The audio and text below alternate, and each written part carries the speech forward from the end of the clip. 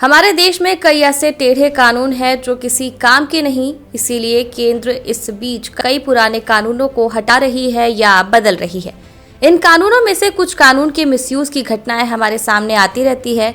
एक ऐसा ही विवादित कानून देशद्रोह का भी है, जो अक्सर आंदोलनकारियों या प्रदर्शनकारियों को चुप कराने के लिए दुरुपयोग में लाया जाता है।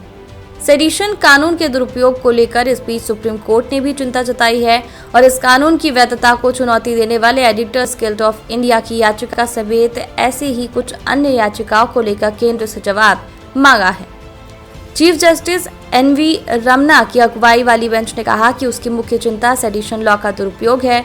पुराने कानूनों को निरस्त कर रही केंद्र इस कानून को हटा क्यों नहीं रही। साथ ही बेंच ने कहा कि सेडिशन लॉ यानी 124 सेक्शन ए का मकसद भारत की गुलामी के समय स्वतंत्रता संग्राम को दबाना था, जिसका इस्तेमाल अंग्रेजों ने महात्मा गांधी और बाल गंगाधर तिलक जैसे अन्य आंदोलनकारियों को चुप कराने के लिए किया था।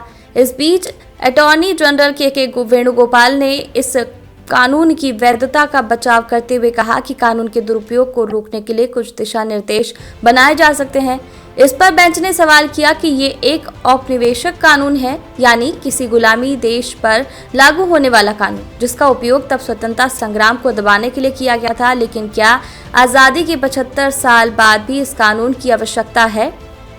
आखिरकार एक गर्मा गर्म बहस के बाद मुख्य न्यायाधीश ने कहा कि सुप्रीम कोर्ट धारा 124 सेक्शन ए की संवैधानिक वैधता को चुनौती देने वाली याचिका पर विचार करेगी। अब देखने वाली बात है कि इस पर आगे क्या होता है।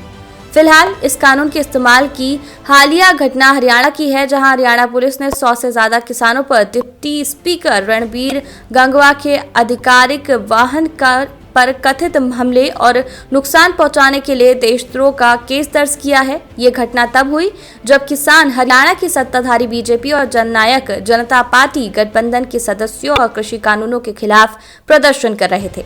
ये कथित हमला 11 जुलाई को हरियाणा के सिरसा जिले में हुआ था और इसी दिन प्रदर्शनकारियों पर एफआईआर दर्ज हो गई। किसान आंदोलनकारियों पर हुई एफआईआर पर संयुक्त किसान मोर्चा ने आरोपों की आलोचना की और इन्हें झूठा, हल्का और खुद से बनाए हुए आरोप बताया है। संयुक्त किसान मोर्चा ने अपने बयान में कहा कि किसान नेता हरचरण सिंह और प्रहलाद सिंह और करीब 100 किसानों को झूठे मामलों में फंसाया गया। उन पर देशद्रोह का गंभीर आरोप लगाया गया, सिर्फ इसलिए क्योंकि वो सिरसा में हरियाणा के डिप्टी स्पीकर के खिलाफ प्रदर्शन कर रहे थे। हम इन आरोपों को कोर्ट में चुनौती देंगे। तो दोस्तों, आपको क्या लगता है?